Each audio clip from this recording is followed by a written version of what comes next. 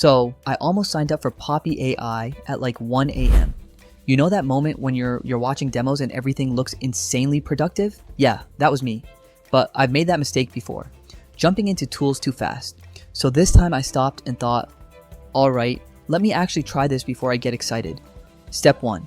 Why it looked so good at first. The idea behind Poppy AI is honestly pretty attractive. One space for your notes, ideas, research, all connected visually. Not 20 tabs, not random documents everywhere. If your brain is anything like mine, that already sounds calming. Step 2. Opening it for the first time.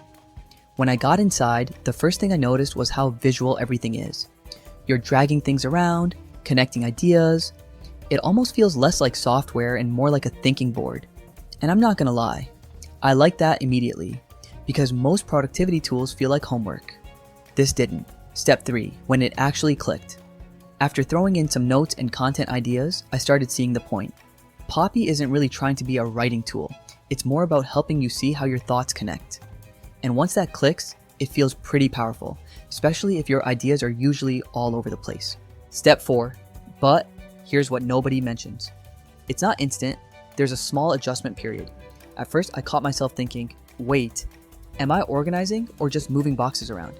And also, if you love simple note apps, this might feel like too much. Not everyone wants a visual brain map. Some people just want a list and done. Step 5, who will actually love this?